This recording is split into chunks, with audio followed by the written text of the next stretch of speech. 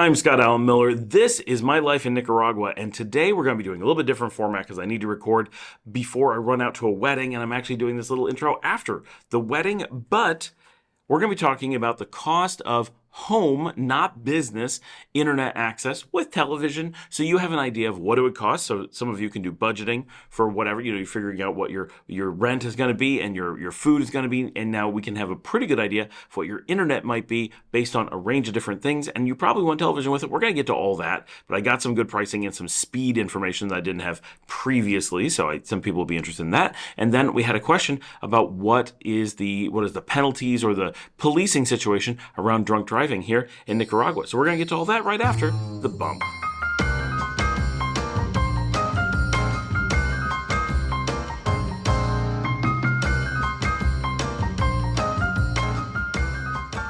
Hey guys, we're doing a little bit different format today because I have a very tight schedule because I'm filming a wedding today. So we are doing some content, we're getting some good stuff out for you, but I'm not free to go do my normal filming because I've got to get ready for the wedding. So I've been doing that all morning, but one of my viewers wrote in and said that Tigo offers really good internet speeds, and it's not someone that we normally look at because they're just one of the odd players, and traditionally they did a lot of wireless internet for homes, like fixed wireless, which is not very common in the US, but for a long time, not currently, but for a long time was really popular in Nicaragua. It allowed them to go to places like mountainsides where you couldn't get internet a lot of the time. And it's very popular like up in the mountain towns because it's much harder to run fiber up there. Down here in Lake Leon, we also have the problem of the colonial structures, but they got around that. But like Managua get fiber much earlier because it's neither in a mountain nor is it colonial. They can just tear up the streets and put in fiber. So they got it first. And like, Granada, also a challenge, but Messiah, pretty easy. So it just varies. But so Tigo, people are often wondering, some people are wondering how cheap can you get internet, and other people are like, well, how good can you get internet? And so I'm just going to look at Tigo today, and we do have some quick news. We just found out, just before I started recording this, that Claro actually got hacked. I don't know that this affects their internet network, but their cell network is actually impacted here in Nicaragua, and I believe across the region. They're a Mexican company.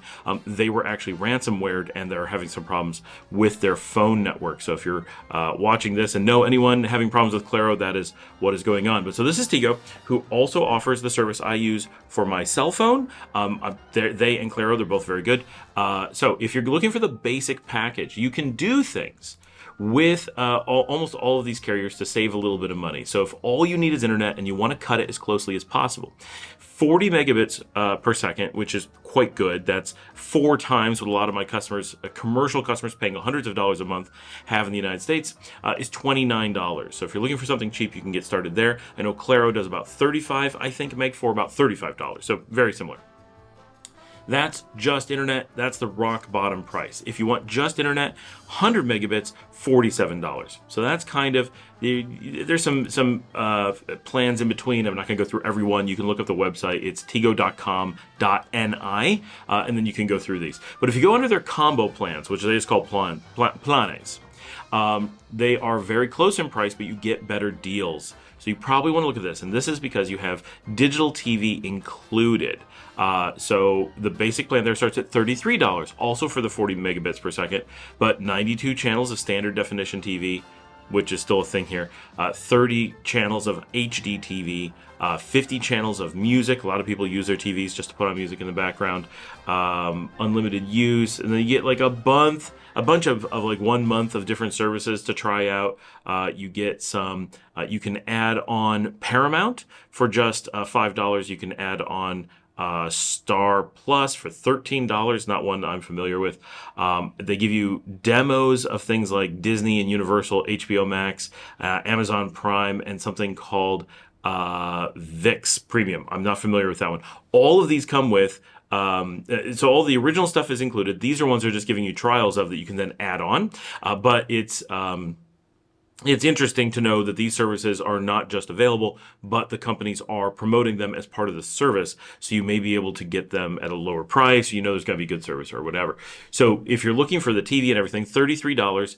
And for normal people, I can't stress this enough. For normal people, 40 megabits per second is way more than adequate, right? Now, if you're uploading, these are consumer plans. These are home plans. They don't tell us what the upload speed is. If the upload speed was really good, like it was symmetrical, so if you're getting 40 down, you also get 40 up, they definitely would be telling us, because that would be a major selling point. So I don't know how to find out what speed they are. If anybody knows, if anybody has access to these Tigo plans, I'd love to find out what the upload speed is, because it's the same thing in the US. All these really fast plans, with a few exceptions like Google, they don't offer symmetrical, and the speed that actually matters, you don't have. For download, like I am one of the most heavy internet users you could possibly imagine. Like I truly am so far beyond a normal user, and I use a 50 meg line, no problems at all. I could live on a 30, but I do notice that that's getting a little bit constrained. 100, I basically wouldn't be able to use it. Like I could from time to time, but it would be mostly wasted. So we don't bother with that. 50, as long as the 50 is solid, that is plenty for what I do. But a lot of people are convinced that they need more. And once in a while, you do have people who need more. So this comes in a lot of different plans. They come with 60 megabits, 100 megabits, 200, 250, 300, 350, and their big one is at 500. I'm not going to look at all the plans, but I'm going to look at the big three, because if you're going above the basics, you're probably going to be looking at these. And it gives you the idea of the range. So for 300 megabits, and trust me, none of you need to go above 300 megabits, it is $61 per month. Again, with TV. They upgrade the number of channels, though, when you get to, when you move up to at least 120 megabits, which is only $45, you get more channels. Anything past that, you get 111 channels instead of 92 of standard, and you get 77 channels instead of 30 of HD, and you get 50 channels of music still, which I think is the same. That doesn't change. And then all the other things are the same. Nothing is really different. For some reason, they don't list Paramount Plus as being available on the upper plans. It must be a typo, but I don't know. And for some reason, above 200 megabits per second, they start calling it advanced digital television, but they don't explain what the difference is. Probably just marketing. So anyway, at $361, you get all that. For $350, who needs this? But only $5 more at $66. And then the big plan, 500 megabits per second, is $96. That is a huge jump in price. It does not match the jump in internet. And I cannot imagine the scenario where you would want to use that. Like, no service is able to provide you 500 megabits to you. And so it's all just wasted. So if you're looking at these, please don't go to the 500 megabits per second plan. It makes no sense. The 350, I could see you arguing for it, right? It's only $66. It's so fast, I never have to, there's never going to be a situation that I can touch it. For that little money, it just covers everything. I suppose you could make that argument if you were, but I would tell most people at the $48 plan for 200 megabits, that's overkill to such a crazy degree, but it's $48. It's the one that I kind of feel like is the price point that makes the most sense. And you get the upgraded television, which I don't know if that's worth anything, but at least you get that. So in general, I would say for almost everyone, the 40 megabits at just $33 with the TV is a good deal. Just in case. Now, we don't even hook up the TVs, so this is completely wasted if we were to do it. But for most people, you're going to want to at least plug in a TV, have access to the channels. You don't use up your internet to do it, so why not? But so if you want the upgraded TV, that's only $45 at 120 megabits, plenty. But if you want that, it's only an extra $3 to go up to the 200 megabits. You'll notice that the jumps in price do not match anything. They are so random the way that the money jumps around. So the 200 megabits is the barely any extra money, all the features, and so much internet. So that's probably the price point I would be tempted to go for. I'm on Techo, super happy with them. We pay extra for symmetric and like crazy good support and everything. But if I was looking at these Tigo plans, definitely the TV Advanced with 200 megabits at $48 looks like an amazing deal if it's available in your city. But this should give you a feel, right? If you're looking, especially if you're looking at moving into Managua, what is kind of your price threshold for different things? If you're a normal person who wants to have just good internet at home, plenty of speed for anything you might want to do, you want to have TV at least as an option, and you just want to have a nice consumer service that takes care of everything, and these are the prices you'd be paying. so you can kind of budget for what you might need. But remember, at 40 megabits, if you're on a budget at $33, or if you don't need the TV, you can go down just a little bit. You're looking at so inexpensive that you can really make that work in your budget. But that allows you to plan for when you're looking at your housing budget and all those things. Your internet, because your internet is a much larger percentage of your budget here, it's important to consider it. In the United States, your housing is so big that you can lose the internet in that number. But here, the internet, while cheaper generally than the US, often as much as like half when your other budgets are so much smaller, it becomes a noticeable part of it. So you want to include it in your planning numbers for how much things are going to cost. So I hope that these numbers are useful for you, and sometime in the future, we'll look at the Claro numbers as well. Viewer Miguel Fonseca asks this question: can I talk about DUI laws here in Nicaragua? Is it better or worse than in the US? What is the policing like? What is the enforcement? This is a great question. So like much of Europe, like much of the world, DUIs are taken very seriously here. This is a big surprise often to Americans who come from a background where there's a lot of laxity in the laws around drunk driving, and there is a lot of zoning and government planning that essentially mandates drunk driving. Not that you're ever mandated to drunk drive, but everything is built so that bars cannot be close to residential areas. The assumption is they've created a situation where having to travel after going to a bar is a requirement. And sometimes it's actually a law that you must travel to and from a bar. They're not supposed to be in residential neighborhoods. They can't be close to other things you might need in a residential neighborhood like a school or such. And so there's a lot of push to make drunk driving a problem in the United States. As with many things, there's a push to create problems so that there can then be policing of them or correctional activities or whatever. It's a serious problem. So the U.S. is known the world over as a promoter or a lax environment about drunk driving. So if you're coming from the United States, it's normal to have this feeling like, well, of course you're going to have a few and then drive. No one can actually have that many designated drivers. Distances are really far. You can't afford a taxi all the time. So there's all these reasons why you generally end up getting behind the wheel after a few drinks. And while technically it's not supposed to happen, technically, it's also been designed into the system very, very strongly. Here, as with most of the world, bars are generally located in communities. The idea is that you don't need to drink and drive. You don't need to go find a designated driver. You can walk home, or you can get a triciclo, or taxis are cheap because they're not taking you very far. And if you are going really far, well, then you need to figure that out, right? But you don't need to. You're doing that because it's a special occasion, not because you don't have access to things that are considered part of your social structure in your residential areas. So a lot, first of all, goes into making the need or the pressure to have drunk driving go away. And really, because of that, in the United States, people will pressure you. You've not had that many, right? You need to drive us home. I'm not paying for a taxi just because you had 2 beers, right? It's a completely different. And what are we going to do with the car, right? You know that there's that pressure in the United States so much of the time. It may not be the person driving who feels the pressure. It's the people he's with who've had more to drink or just don't want to drive. And they're like, no, you got to do it because everyone does. So it doesn't matter what the law is. Everyone does it. Peer pressure is strong. Here, it's the opposite peer pressure, right? No, everyone is able to walk home. You can't get behind the wheel of a car. Walk back and get your car tomorrow. What is wrong with you? Don't get behind the wheel when you've been drinking. So there's more of that. It's not to say it never happens. It certainly does, but it doesn't happen as much, I don't think, as in the U.S. So first of all, there's this whole cultural thing around do it less. There isn't the peer pressure to go do it, and there isn't the city zoning that creates the scenario where it just seems like you have to. And you don't have to in America, but it feels that way. There's just all these things that create that pressure. Now, what is the enforcement like? Here, they will have random police stops. So it doesn't matter whether you're swerving or seem to be drunk. You could be pulled over and most likely will be at some point. Now, if you do it one time, your chances of getting away with it are fairly high as long as you're not swerving, right? If you're still able to drive, but your alcohol blood limit is a little bit high, you'll probably get away with it unless you go through a random stop.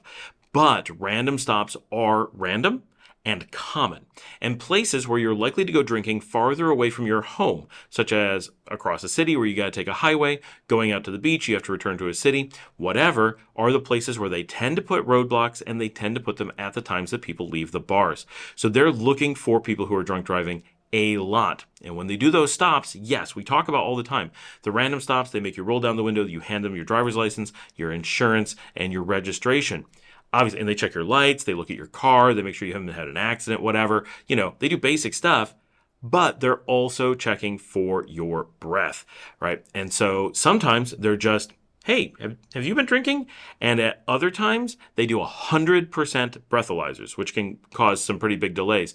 We see that especially on festival occasions, like coming from the beach, they will set up a roadblock on the beach, so there's no way to get around it. There's no alternative road, and they will stop every single car, and every single driver has to blow in the breathalyzer to see if they're allowed to continue on. And when they do this, it is completely normal to see lines of cars and motorcycles that have been abandoned there on the side of the road as the police take the drivers away and make them leave their cars for someone to come collect the next day. That's legit. Like, this is what happens. Though there are people who are drinking and driving, and there are police who are doing something about it. And so the enforcement is actually quite high. And because of the random stops, they're able to get a lot of those people who, in the United States, for example, are like, well, I'm just going to go really slow. I'm going to take a back road. I'm going to take an alternative path. Nicaragua doesn't tend to have very many alternative paths. If you're coming from one of the beaches, there's one road back to the city. Just one. If you're going through the city, there are only so many ways across the city. Like, there's just something about the lack of roads in Nicaragua, and it's hard to explain. But like in the United States, you're used to always being, well, I think there's going to be cops on that road. I'll take this road.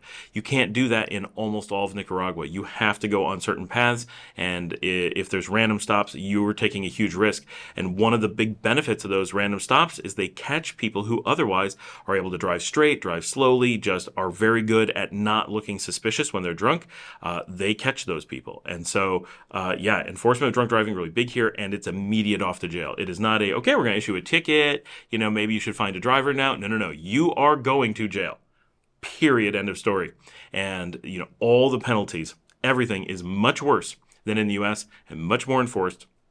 Much more like Europe, right? In Europe, there is an absolute expectation that if you have been drinking, you will not get behind the wheel of a car, and that's how it is here. So just have that in mind.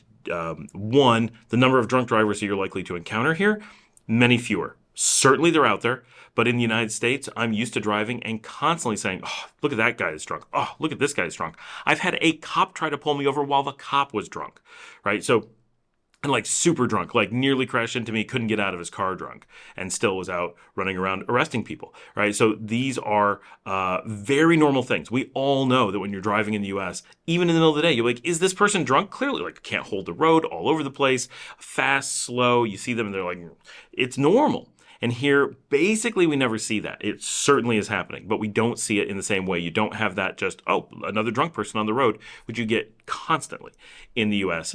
And when people do, we're not hearing of, oh, man, I got this ticket, I got to pay this fine, I'm on parole, whatever. No, it's, oh, where'd he go? He was drunk driving, he's gone for a little while, right? It's a completely different thing. So because there's not the cultural expectation of it, though, being able to find public transportation all the time, being able to get taxis affordably all the time, and having places that you want to go and get a drink very easily anywhere you want, and being able to buy alcohol nearby, nearly anywhere, all those things make it so easy to go get wasted somewhere safe. Go get wasted where you can walk home. Go get wasted in your own house. Go to the neighbor's house and sit out on the sidewalk.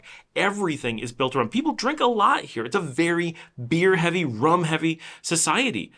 Sorry, I had to pop out to the beach and attend a wedding, but I'm back. So it's a rum and beer-heavy society here. People go out to drink all the time. It's completely normal. So dealing with a society that is going to drink, is going to travel, is going to be at bars, probably more so than the United States or Canada, is something that is a challenge. And dealing with that through zoning, through cultural trends, through pressure, through making public transportation available, it's very important for Nicaragua to keep things safe. And so they do, and then there is quite a bit of policing. So to answer the question, yes, there is a lot of controls around it, and don't go out and drink and drive, right? You certainly don't want to do that here. And if you're, whether you're a Nicaraguan or you are an expat, getting caught drunk driving is very likely going to wind up sending you to jail. And if you were to hurt someone while you were drunk driving, you could easily be looking at an extremely long prison sentence, even if you didn't kill them. So it's not a path you want to go down. So if you're worried about like, well, but I want to have a few drinks and drive, rethink that, right? Absolutely rethink it. And if you think, well, in the US it would be okay, absolutely rethink it. That is not what is okay in the US is not okay pretty much anywhere else.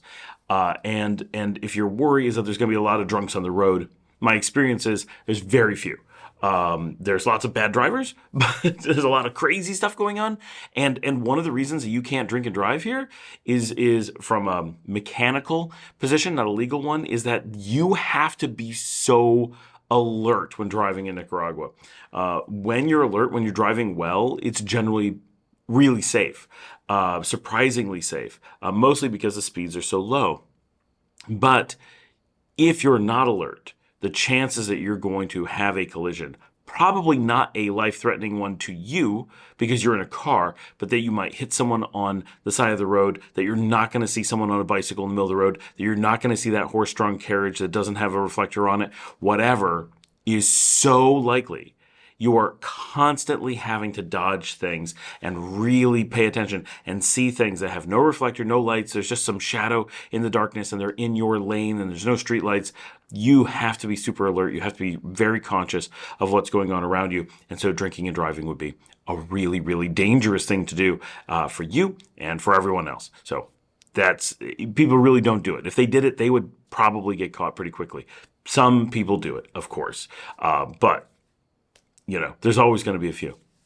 Thanks for joining me. Like and subscribe. Sorry for the short episode today and slightly different content. I really wanted to get outside, but had to get this out. I'm actually recording this at 1:30 in the morning. Now that I'm back from the wedding, my voice is kind of gone. I can't really hear anything. I'm going to be getting some sleep here in a little bit. Got to edit this and get it out. Most of the show's already made. I had to do this. So if you'd like to support the channel, you can buy me a coffee at buymeacoffee.com/Scott Allen Miller, as always.